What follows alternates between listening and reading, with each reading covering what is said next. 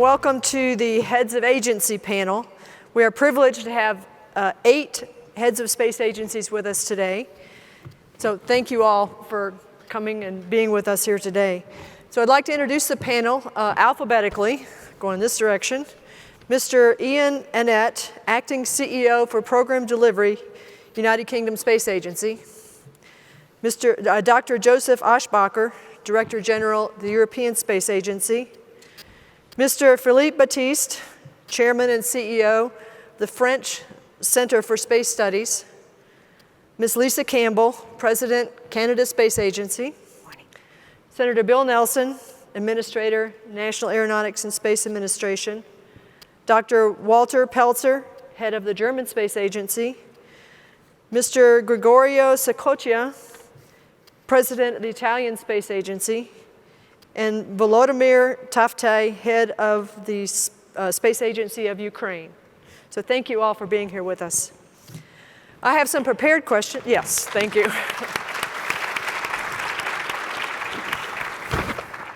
I have some prepared questions, but I invite the audience to, and both in person and virtually, to submit questions via text message as well. So let's start the discussion with one question for all panelists. And in 2 minutes or so, every country or agency has different priorities when it comes to space. What are the priorities for your agency right now? So let's start alphabetically with Mr. Annett. And we'll go this way. Thank you, Kathryn. There are some disadvantages to beginning your name with A that you've got to go first, isn't it, as well? But in terms of from the UK perspective, as I think we've just heard from the National Space Council as well, then effect that's delivered from space and through space is ubiquitous to us all, whether it be societal or from a security perspective or from a prosperity perspective. And the UK has recognised that. Over the last year, we've set up a National Space Council, a cabinet committee that's chaired by the Prime Minister, and it looks across all of those different levers of power, whether they're diplomatic, whether they're economic, and you know, that's around a security debate, a stability debate, and a prosperity debate for the nation. And the priorities that we've highlighted within that are around protecting and defending, whether it be critical national infrastructure, whether it be our telecoms investment, or whether it be Earth observation. Certainly economic growth, again, I think we all share that as space as an opportunity for economic growth within our respective countries. And for the UK, that includes the ability to launch within the next year small sats into polar orbits as well. But also focusing on our existing capabilities and making sure that we continue to build depth within those, whether they are telecommunications, indeed whether they're national programs, whether they're through the cornerstone of the European Space Agency, which remains so for the US, or indeed whether they're national investments into space, like low Earth orbit constellations like OneWeb. Underneath all of that, just to kind of finalize the introduction, of course, is the skills that we have to build at the bottom. So STEM is really, really important for us. But I would certainly focus on the relationships that we build globally are really, really important. Yes, there are national capabilities, but also European capabilities as well as our membership within the European Space Agency, but also bilaterally across the globe for the UK. All of these are really important in both protecting, defending, and growing our own economies. Go ahead. So thank you, Kathryn, and I'm really grateful to be here because this is such a fantastic symposium and a good occasion to really show how we work with international partners, and very glad to really give you a few priorities which we have at the European Space Agency. So first of all, the European Space Agency, and I've joined as DG of ESA only a couple of months ago, on the 1st of March, but on the first day of my new duty in office, I put a document on the table called Agenda 2025. And my colleagues, or some of my colleagues around the table know this document very well because I've elaborated this document with my member states, and I'm very glad to see my member states here being very strongly represented, also showing that we are very keen on working with our international partners, and this occasion here is fantastic. So these priorities in the Agenda 2025 are really an agenda for Europe, not only an agenda of ESA, but for Europe in space. And what we want is to bring really space in Europe in a coherent way one level higher.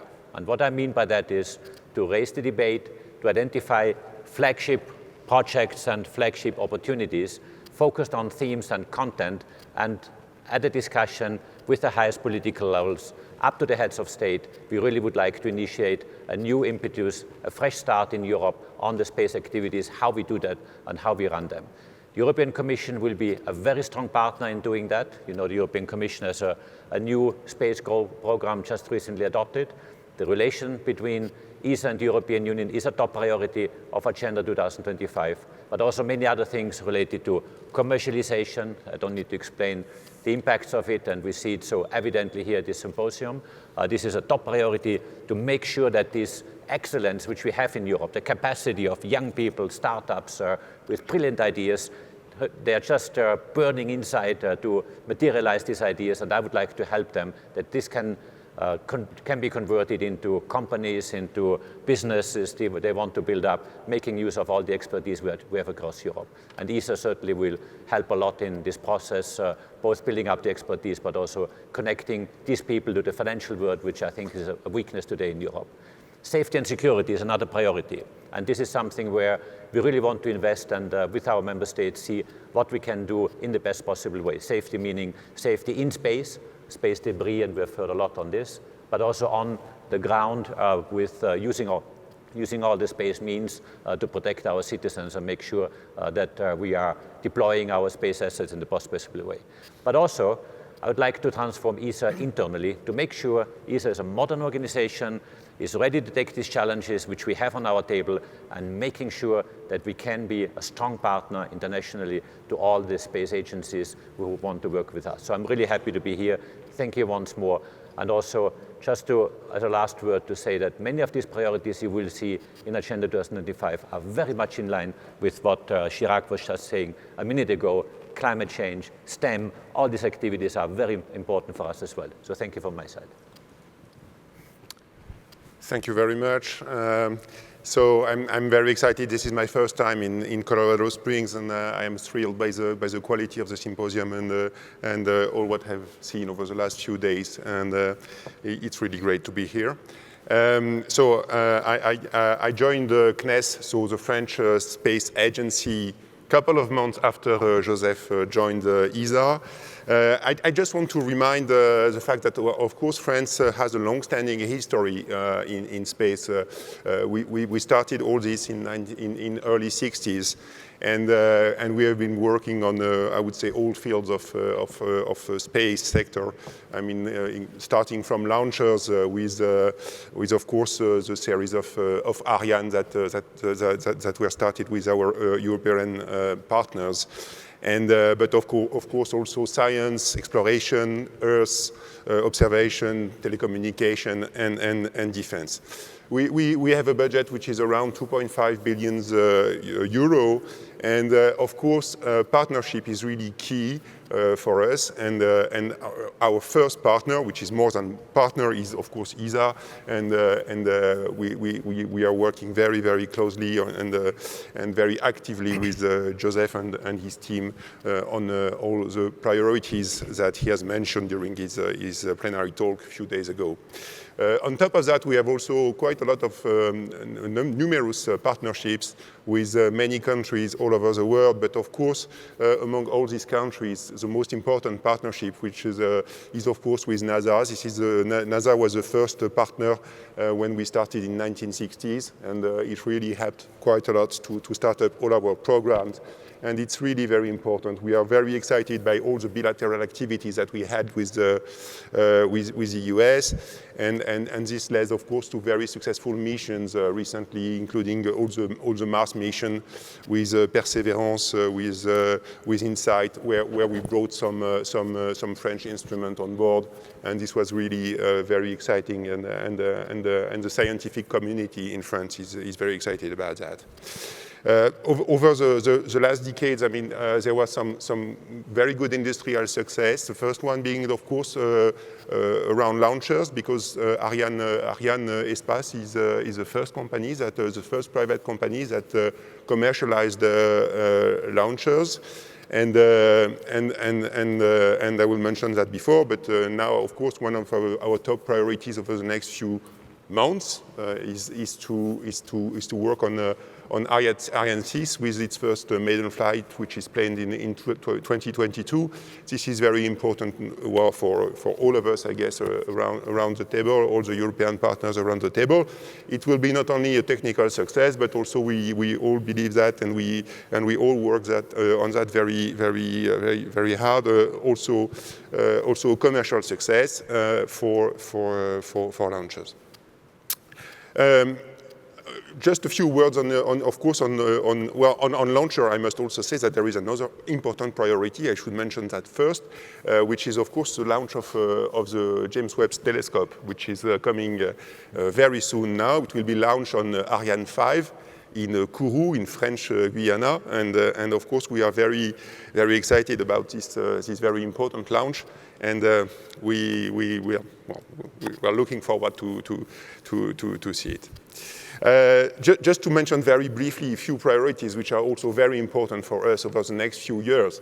The first one being, I mean, all the downstream business and all the activities, all the new companies that we see around the data that are produced by space. So using this data and making applications for many different kind of business is really something that's popping up today, and that's really going to take a great importance in our economy. And our objective is, of course, not to build ourselves this application, but to prepare the framework and to enable startups, new industrial commerce to use the data coming from space and to make business out of it. And this is something where our agency will be really working strongly. And last, just to mention among many other important things, something which is also very important for us, we have just since a couple of years a new space command which has been created, and of course the CNES, the French agency, is really dedicated to make it work and to support, I mean, all demands that are coming from the French Space Command. I think that General Friedling is here in the audience today, and he is heading this Space Command, which is really very important for all of us. Thank you very much. Merci, Philippe. Good morning, everyone. Bon matin à tous. It's a pleasure to be here to share the plans and priorities of the Canadian Space Agency. It's such an exciting time for the space sector. Space data and technology are expanding our understanding of the planet and the universe. They're helping advance research and discoveries that lead to breakthrough science that benefits all of humanity. Satellite data, as colleagues have mentioned, has become a vital part of modern government operations, and in Canada, we rely on synthetic aperture radar data from the RadarSat constellation mission satellites daily. The data collected by satellites is becoming the raw material for our digital age. When combined with artificial intelligence and powerful computing, space data unlocks the potential for a multitude of cutting-edge applications to meet global challenges. One example, as was said earlier, is in the area of forest fire management. The CSA is developing WildfireSat, a new satellite that will help us provide more precise data on wildfires to first responders. Canada is also actively taking part in international space missions. We've contributed a scientific instrument and guidance sensor to the James Webb Space Telescope, scheduled to launch this fall. Work is well underway on Canadarm3, Canada's contribution to the Lunar Gateway. And innovative Canadian companies, some of whom are here, I encourage you to go meet them, are developing technologies that will launch to the moon under our Lunar Exploration Accelerator program. Our goal is to land a Canadian rover on the moon within the next 5 years. Canada is internationally recognized for our expertise in SATCOM, space robotics, SAR, and vision systems. But we're also building on our expertise in food production and health science and technologies as we plan for humanity's exploration into deep space.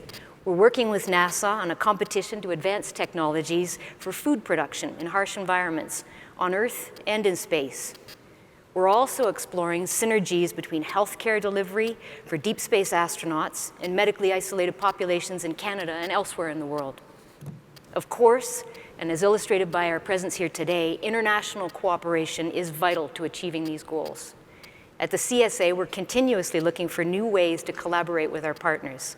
We want to make sure that Canada is a welcoming place for business, enabling our industry to seize global growth opportunities.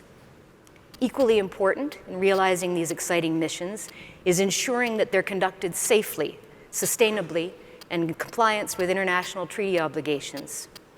It's with this in mind that Canada joined NASA and 7 other countries in signing the Artemis Accords last October. We're thrilled that more countries have since joined us in that commitment. So once again, I'd like to thank you for the opportunity to share some of the CSA's current work. I look forward to hearing from my colleagues on this panel. Merci beaucoup. The question is, what are our priorities? I would say, number 1, big projects, number 2, science and technology, and number 3, human capital. For example, big projects, you've already heard some of them. The James Webb, going back to the moon in preparation for Mars, the expansion of research on the International Space Station, aeronautics research, getting ready for the first low-boom supersonic, testing out the first electric airplane. Science and technology, we are researching into almost every field.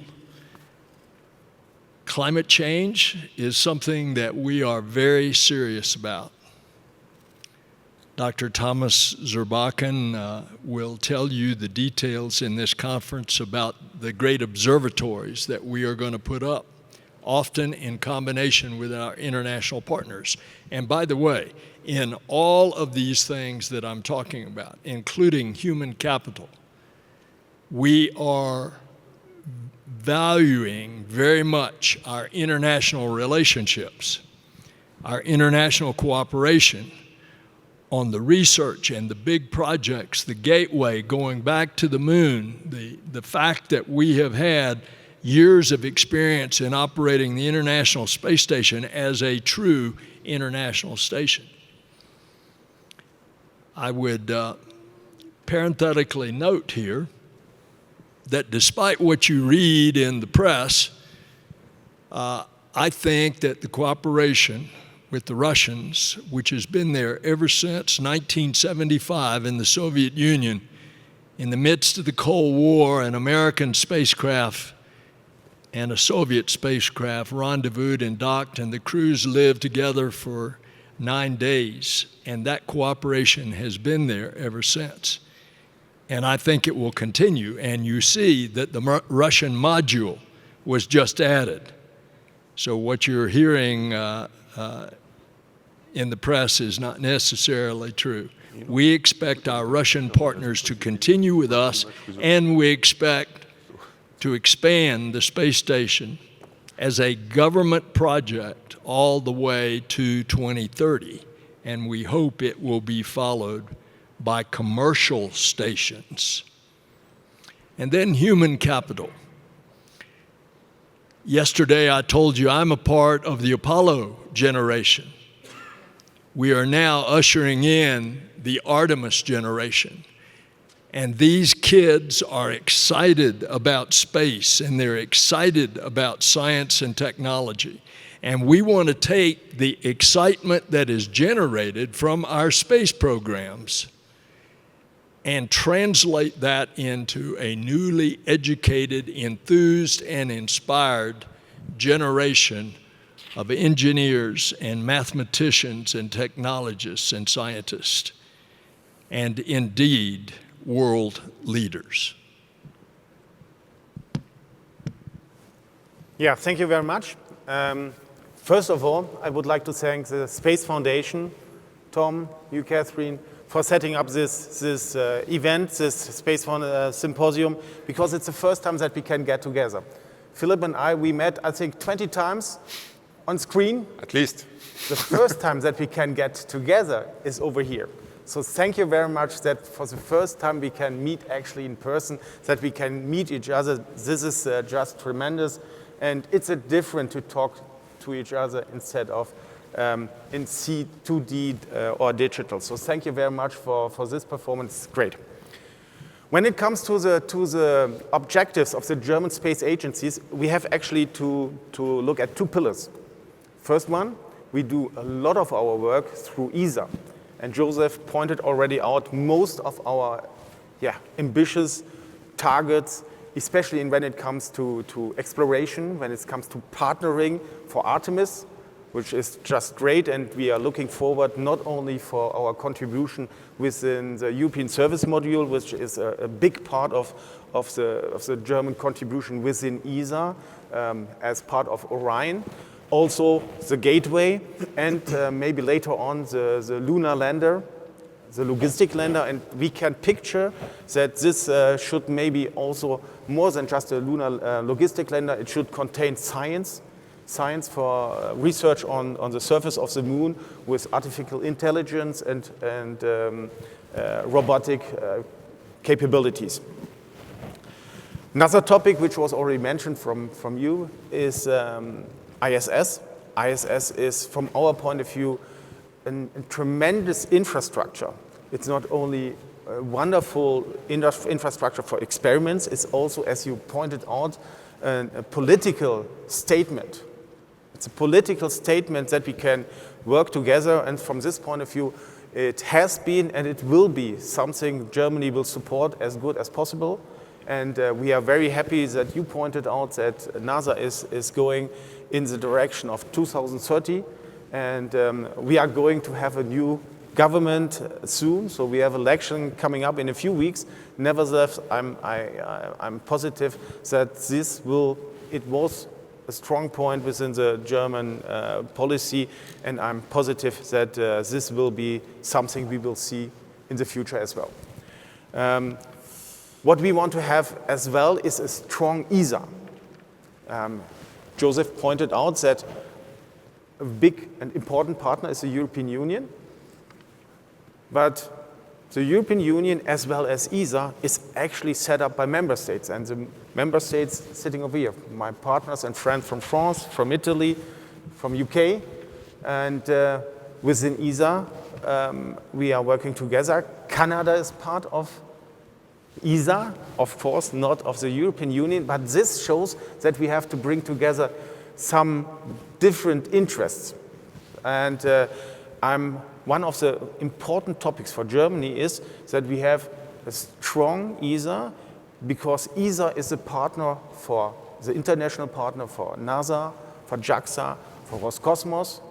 And it's important for us that we do our international partnering on a big scale together with ESA. And this is the reason why it's a strong and important topic for Germany to have ESA doing this international projects and also doing with the European Union projects like Copernicus, which are on top level for Europe, for Germany, due to the fact that, and now I'm coming back to what you mentioned already, and also Chirac mentioned already, Earth observation, climate change is top priority.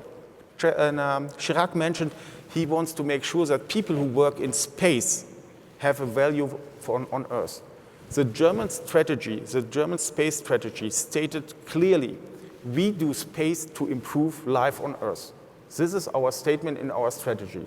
And this is what we put into practice in the past, and this is what we want to put into practice also in the future. Even if we will have a now new government, I'm positive that this will be a red line within the way how Germany is going to do space.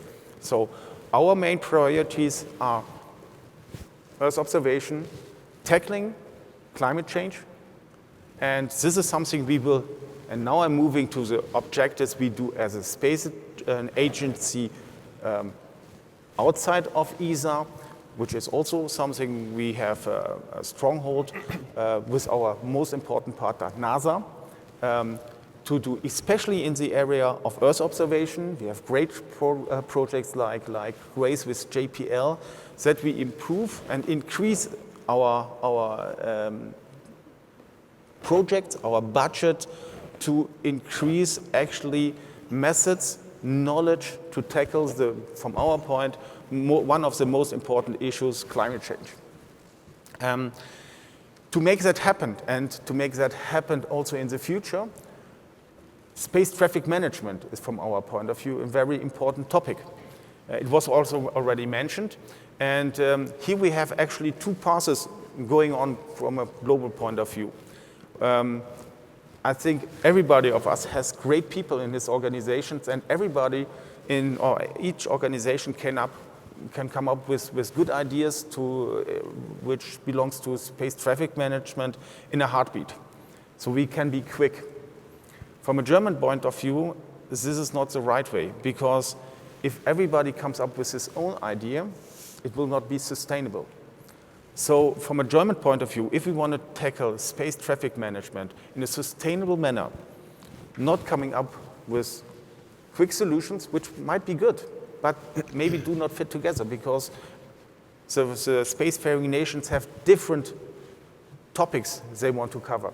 If we want to have a space traffic management which is sustainable, which is leading the way into the future and not falling apart in a few years, then we have to do it in a way we think United Nations is the way we have to address. I know if I name the word United Nations, the word speed is kind of difficult to get into one sentence. To get United Nations and the word speed into one sentence is kind of hard. And we are aware of it. Nevertheless, from a German point of view, we have to do space traffic management within this United Nations to have this issue sorted out, sustainable, and in the future, and in a partnering way. Another topic I mentioned already, Earth observation will be something, and it was already pointed out, so I'm not going into detail over there. What we have to do is also commercialization. Our partner in USA are much better and far away, so we have to cover a lot of ground to catch up, and we need to catch up because we need to increase the market in total, not only the European one. We need to increase the market size globally to actually open up the opportunity for all these great ideas which are out there in the world from young entrepreneurs, so that they have enough volume to put their ideas into practice. And when we talk about commercialization, one big issue for at least the German agency is also that we have to change. We talked all the time about the change in space about the last 10 years. Yeah, when the circumstances, when space changes, the agencies have to change as well. So at least from our point of view, we have to do our business in future completely different. Yeah? We still have to have the capabilities to actually do the job, to go into detail when it's come to missions. But we have to set up a way that we are not planning the mission, that we are actually go to industry, to our partners, and to say, okay, we are going to buy a service. We want to have something done. The way is up to you. So it's a complete different setup for at least the German Space Agency. It's a long way we have to go, but this is something we have to tackle. In addition, and that's the reason why I'm very happy that General Habersetter and his team is over here as well, partnering is a tremendous issue for us as well. And so I'm happy that we're part of Schriever as well. This is a topic I spoke about, the civil part of it. General Habersetter is here with his team as well for the defense area, and we will meld this together within our partnering with the most important partner, NASA. Thank you very much. Thank you. Sir. Okay, I guess it's my turn. I can only join my European colleagues to say how fantastic it is to be here, because really, I took up duties about 2 years ago, a few days after the previous Space Symposium, so I missed that, unfortunately. Being here today and joining, putting at the same time this fantastic opportunity to do networking with our international partners and to see again in person my friends from Europe is like getting out of a nightmare, entering again in a dream. So thanks really for that. talking about the priorities for Italy, space is a priority, it's a strong priority for the Italian government at the moment. It's very high in the agenda of the Italian government in terms of what space does and can do and will do in the future for our society. And it is not by chance that there are more and more resources, financial resources, but not only financial resources that are invested in Italy in the space sector. And why is this? Well, first of all, there is a governance put in place in Italy that brings directly under the Prime Minister the guidance of space activities. And this, again, is because of the importance that we give to this sector. But to look a bit more in detail, and in particular in this difficult period for the world, let's face it, space is first of all, an important instrument of stability. The nice thing of space for people like us that have been working in this field for all our life is that the space sector is, I don't know if the word is correct, is counter-cyclical. I mean, whenever there is a crisis, something that gives us breaks, space inspires us to look far into the future. And this, I think, is very unique of our sector. It's very rich and precious. So investing in space means really looking far ahead in order to prepare the future of our countries and our world. It's an instrument for growth, but I mean, I don't need to explain this and repeat it. And because it is based, as in its DNA, innovation, research and development, relies a lot on the ideas that comes from a university, from the academy, from young people, etc., is something that really is synonym of future and preparing the future.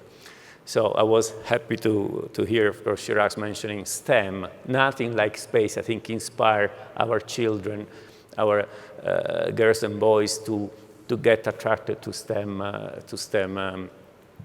subjects. And of course, this is something that in Italy we like, we want to see it, and it's one of the reasons also why we try to invest, and we have space as a whole as a priority.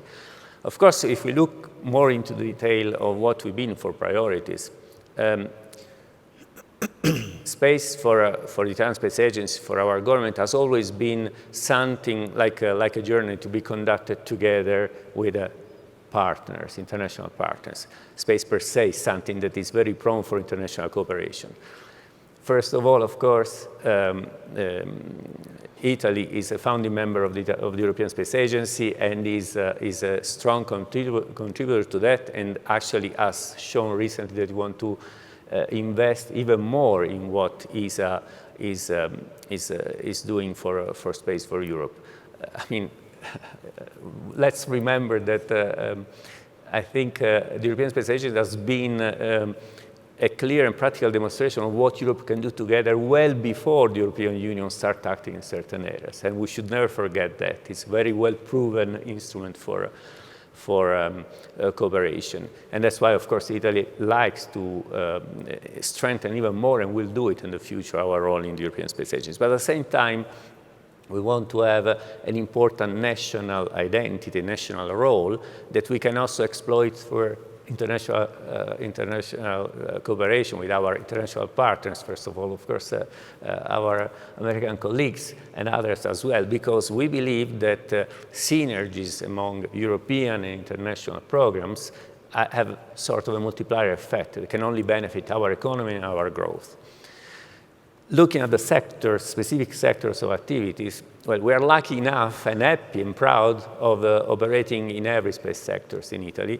So in a way, it's difficult to choose priorities. Still, we have to do it because mainly of reasonable time and resources. But I want to stress the fact that we work and we are open in every direction.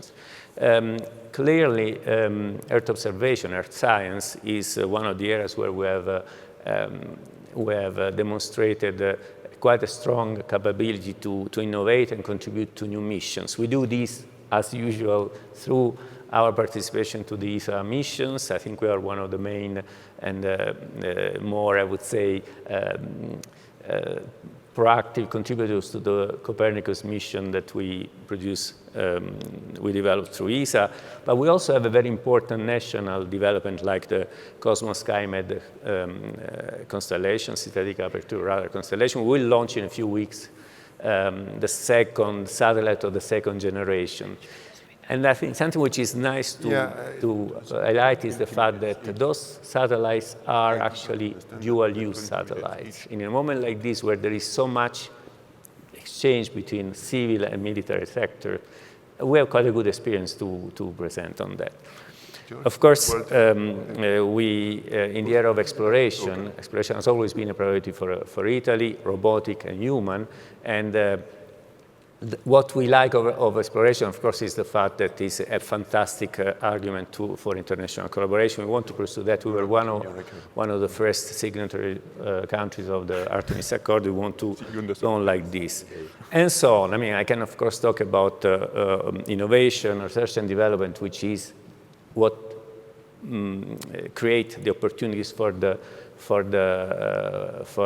products of the future, and of course the services that derive from things like the application of Earth observation, etc.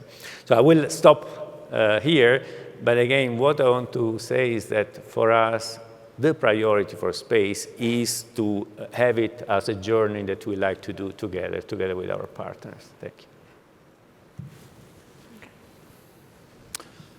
Thank you. I'm very pleased to have opportunity to be here at Space Symposium. I think it's absolutely outstanding space event, and it's my first time here in Colorado Springs, and I was really enjoyed such a great and warm atmosphere which is here. Honestly saying, I'm only 3 days here, and I already feel like I'm in love with this fantastic place. So Space Foundation, my congratulations on that success. Ukraine's space sector is passing through significant changes of its role in national economy. And recently we had significant changes in our law. You probably know that before the 2020, we had limitations. We had law limitations, that only state companies could be acting in a space sector. And since 2020, we opened the possibility for private companies to act in a space area. And one of the top priorities of Space Agency of Ukraine is to encourage private business to create conditions to invest to the space sector. And we believe it's very important role of Space Agency in that. The second, it's definitely space program. Since I was appointed as a head of Space Agency in March, we completely revised our space program. And one of the reasons for such work is that we are trying to make it as practical as possible, because we believe that space industry of Ukraine and space activity should also respond to the challenges that Ukraine as a nation have. I wanted to list these challenges. It's a common issue. It's a climate changes and ecological problems, water, other resources usage, and definitely fire fighting. We also have this issue in Ukraine. So I would say that for the space program, our key words are practical, pragmatic, and as most economically efficient. But in these terms, we plan to create our satellite constellation for Earth observation. And by the way, by the end of this year, we plan to launch our first satellite, SH-230. And also, we are planning to create our own launch sea-based launch vehicle complex. And the reason it's a light one because it's what responds to the needs of Ukraine to launch the satellites. So we were trying not to combine it the way that it will be responding our needs. Well, at the same time, it's definitely the space sector. It's a sector when you have to look much beyond the horizons and look for innovative solutions. And in these terms, definitely Artemis program is one of our priorities. Ukraine, one of the signatory of this program, and we really excited to be part of this family and excited to have possibility to contribute in this, I think, tremendous program. I think it's a program which begin right now, and I agree with like Bill said, that it's a generation. It's not a program actually. It's just like new generation. And you know, by the way, I was yesterday in Museum of Heritage, looking for the vehicles that were created only 100 years ago, and I was so excited to see it because I realized, you know, how much we passed through this 100 years, and I probably can't even imagine, you know, what will pass in the next 20 years. So I believe the next 20 years will change our not attitude, but conceptually technology of space operations. I think we are on the edge of changing, I mean, namely conceptually change of how we'll get to the space and how we'll operate there. Besides our national objects, we are definitely have a priority, important role and priority on our international cooperation, and we pay a lot of attention for our cooperation with international partners. Existing a new one, we definitely are looking forward to wide up and discover no possibility to work with our strategic partners like United States and European Union. And we are pleased that we have joined a common project, and probably and soon we will have, you know, joint venture with Canada soon. So my attitude, and I believe that space sector, it's one of the sector which open borders, it's open limits of the countries. It's something much beyond than that. And technically, all nations are neighbors if you go, you know, through the sky. So we believe that the tasks and the programs that we have on moon exploration, the challenges on universe exploration, it's a task that we will have to use efforts of all nations to proceed with that.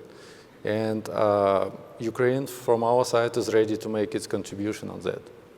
Thank you. Okay, thank you. So we've had a good overview of all these space programs. So I have just a few questions here. Let's see, let's start with one from the audience. What are the plans in regard to development of an international regulatory framework for space traffic management? Does anybody want to take that one? I can do so. If you point me, then, Senator, then I can start the answer, because as I mentioned, the plans, at least from a German point of view, is that we are very happy that the United States already approached the United States, and that last year a working group was set up to tackle this topic more in detail. Of course, it's not since last year. And the United States brought up some kind of draft, which is now in discussion. And I think this is the right way to discuss it within the United Nations, within the most important players, to find a common solution. So I think we are on a good way. We have a lot of things to do. We have to speed up, this is no question, but this is from our point of view the right way, and we are happy that NASA and the United States already are active in this way. Of course, ESA and the European states are as well, and bringing in their opinion as well. Okay, Ms. Campbell? Thank you very much. Collaborating on space missions is fundamental, but ensuring a strong international governance framework is equally important. It's a priority for us. Building on the Outer Space Treaty and the global governance of space activities, we put a lot of effort into helping with the development of guidelines for long-term sustainability of outer space activities at UN COPIUS. We also, as I mentioned in my remarks, were among the original signatories of the Artemis Accords, a set of principles designed to guide the safe and sustainable exploration and use of outer space. These efforts are going to help us all ensure there's a robust framework in place to allow for the safe use and exploration of space for all nations. Thank you. Okay, Mr. Saccoccia? Thank you. No, it's simply a comment I would like to add. I mean, you shouldn't just have a plan to work on that. I think it's a must to have regulations that are applicable everywhere, because we cannot talk about sustainability of our planet if we don't talk also about sustainability of what is around our planet. And that's, I mean, regulation on STM is part of that. Okay, Dr. Aschbacher? Yeah. No, thank you. I think it was said very well by Walther already. Space traffic management is an absolute need, and we need to act urgently. Every week or so we are launching, or the community is launching 40, 50 satellites into space, and I think it becomes evident that we need to act very, very fast. And it has to be a combination, obviously, of the international framework, the United Nations framework, and Walther was pointing out the importance of that, and ESA is fully committed to that and is fully supporting the process and with our member states. And this is a top priority.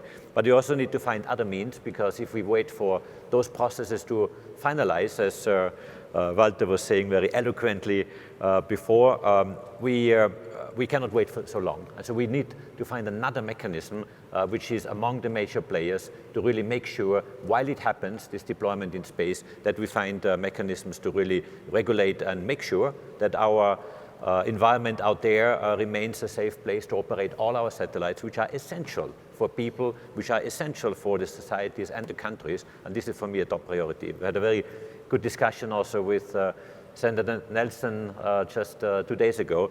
This is top priority, and I can assure you I'm putting a lot of emphasis on my side, on the ESA side, on that. But of course, this is an international effort with the major players, commercial and governmental, and we have to work together on this. And this is one of the themes which I think this symposium has addressed. It became very clear, and I'm very, very happy this is raised, and very committed to help solving as much as we can. Okay, Mr. Baptiste? No, I fully agree with all what has been said. I just want to add one point. There was a very interesting panel yesterday on LEO and on these questions.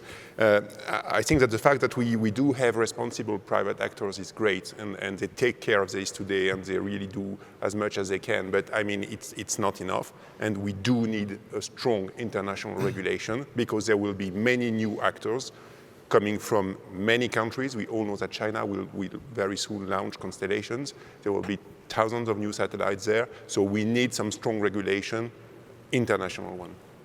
Okay. You want to talk? Yeah, Bill. And of course, space traffic management becomes much easier if spacefaring nations will stop polluting, particularly with ASAT test. Yeah. Sure. Okay.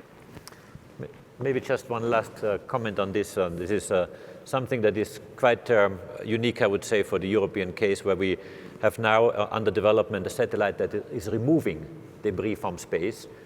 It's a company called ClearSpace within the ADRIOS program, is actually grabbing a satellite, literally grabbing it and removing it from orbit. And this is something, of course, you may say it is one object being removed while hundreds are being launched at the same time. But yes, we have to really work on this. I see also a huge commercial interest there, because sooner or later this will become a necessity. And certainly we need to work together. And very happy to share our experience and work with partners around the world in this aspect, because this is becoming a top priority for all of us. Okay, thank you. All right. What do you think are the prospects and impediments to future collaborative projects with China? As we move forward toward the first human setting foot on Martian soil, do you believe we can shape a program that represents all humankind, or do you envision a parallel or competing programs as existed in the 1960s race to the moon? Who wants that one? Senator Nelson. Unfortunately, I believe we're in a space race with China. I would like, speaking on behalf of the United States, for China to be a partner. I'd like China to do with us as a military adversary like Russia has done. This incredible experience of two enemies, even in the midst of the Cold War, that could come together and find a common denominator in the civilian space program. And I would like for China to do that. But China is very secretive, and part of the civilian space program is that you've got to be transparent. So I'll just put that right out there. Thank you, sir. Dr. Aschbacher. Yeah. No, thank you. I think Bill Nelson has just said very, very clear words. Let me give you the European perspective, and certainly from the viewpoint of ESA. As you certainly have heard and have seen, we received an invitation signed by the leaders of China and Russia to participate on the International Lunar Research Station. And of course, the offer is on the table. But what do I do with that? Of course, I discussed this with my member states because they are governing ESA and they are the ones who are making the decisions collectively in our board. And this is a debate that is going on right now. But apart from this formality, I really would like to say that, and this is a point I made crystal clear in my meeting with NASA on Monday, that we have such a strong, excellent partnership with NASA, for example, and this strong partnership with NASA, but also with other partners, but I really pick NASA out as the case and the strongest partner with whom we work, is so well established over decades. We are working since the very beginning on many programs, on human exploration, on robotic exploration, on Earth observation, on many fronts of space, and really in a way where we always had a trust. When one partner has a small problem, and they happen in space, I can assure you, the other one helps. And is not pointing with the finger there and say, look, there's something that didn't work and you have messed up here or there. And this is, I think, such a quality that we have this basic understanding, probably based on similar mentalities and cultures and heritages, which is so strong. And this is something that I value extremely high. And I reassured NASA just 2 days ago that I want to reinforce the cooperation we have with NASA through the European context, because this is working so well and is such a trusted relationship. Mr. Baptiste? We have been working over the last decades with Russia and with China, but of course our key partner is also NASA. It's very clear, and I fully agree with what has been said. But let me play perhaps the naive guy here, if I may, and let me take an example in another field of research, the CERN, on high energy physics. You know that at CERN, all countries all over the world are on board if they want to. It's completely open. And they all work together to discover new particles, and that, you know, this is the place where the boson has been discovered. And the motto is peace by science. I like that. Okay, looking at the clock, I would love to continue this all day. I've got pages of questions. We're getting interesting ones from the audience, but unfortunately we're coming to the end of our time. So I would like to end this with one last question, and let's make this a lightning round, 1 minute or less. Please tell us one thing that your agency is most proud to have accomplished in the past year. Everybody knows the past year has been hard. So let's start on this end with Mr. Taftai and go this direction. One thing you're most proud of in the past year. Well, honestly saying, you know, I probably would say that the most important events that we have, it's an open market for the private companies, because for a long time this market was closed and was open only for the state companies for no reason. And I think this is a tremendous change that we have, which will give the fruits of this decision in the next decades. And we will see a lot of successful private companies on our market. So I would note this one as the best Thank you. achievements. Mr. Saccoccia. Well, actually, I have to echo what Mr. Taftai just said, because despite of the difficulties of the COVID period, last year our conference have been extremely successful, and specifically, I'd like to take one example of this. We had our companies being capable to sign contract directly, bypassing, without agencies, which is exactly what we want when we invest institutional money. For example, with American companies, to build up the future of the evolution of the space station, the commercial space station. And we have other examples of those. So what we see happening today is a form of a return on investment to what we did over the years as agencies, as institutions, that is preparing the future of space. So we're very proud of that. Thank you.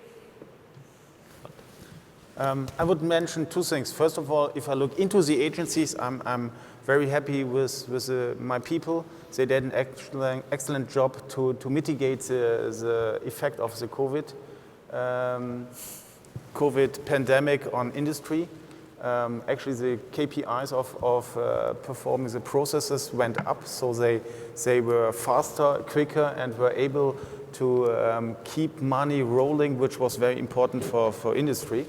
So this is something I'm proud of, that my team was able to really mitigate the issue for industry.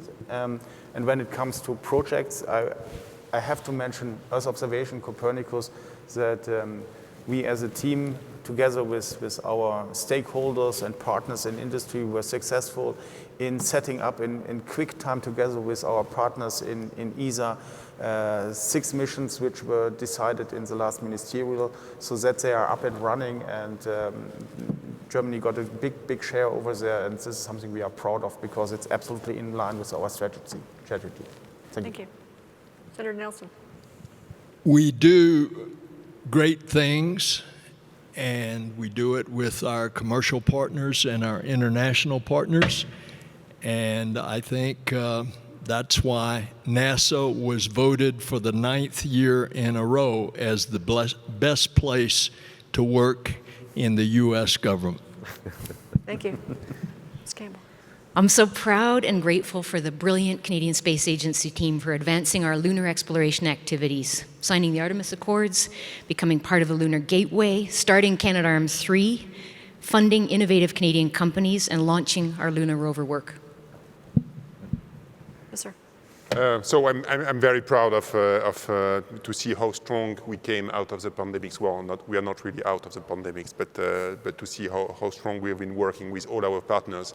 I'd like to mention another point. It's not really from the agency, but as a French guy, I mean, we are so proud of Thomas Pesquet, who is up there. So, and he's our astronaut at ISS with NASA, and he's very, very popular in France and in Europe, I guess, and he's really, he helps a lot to explain, I mean, all the interest of space for all citizens. So he's a very important guy for us. I'm also having, I think, a lot of reasons to be very proud of, not for myself as in my function, but what ESA has done in the last couple of months. And maybe I limit the year to 6 months, since this is the period when I took the post of Director General. And a lot has happened in the last 6 months, I have to say. And I'm looking to my partners here, also on this table and across Europe. And I think what we really managed is to get a fresh start to the space activities in Europe, a fresh start with a clear vision where we want to go, and a fresh start also in our relationship with the European Commission. We have negotiated and signed the FFPA, the Financial Framework Partnership Agreement, within a couple of months. In June this year, bringing 9 billion euros to ESA to implement Copernicus, Galileo, and other activities. And I think that was necessary and essential.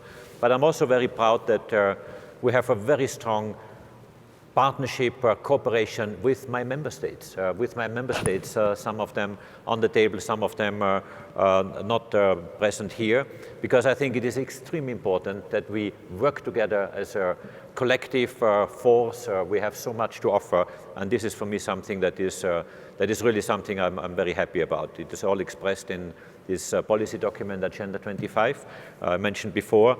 And this is leading, or now we are in the midst of some preparatory steps. We are planning a space summit early next year under the presidency of France, both on the ESA side and the EU side. This will be a highlight. I don't want to disclose too much because we are in the midst of discussions. We have a ministerial conference coming in November where new programs and projects are being defined with our member states. And I really see there's so much happening where we are putting our energies together. So I'm very happy to having the honor to lead this agency with our member states to achieve that. And if I talk about this programmatic aspects, of course, I need to mention that on the project level, we have done so many things, so many launches, satellite launches, rockets, rocket launches, astronaut calls, where we had a tremendous feedback, and many other things to come. And I'm really feeling very confident that there's much more to come, and I look forward to that.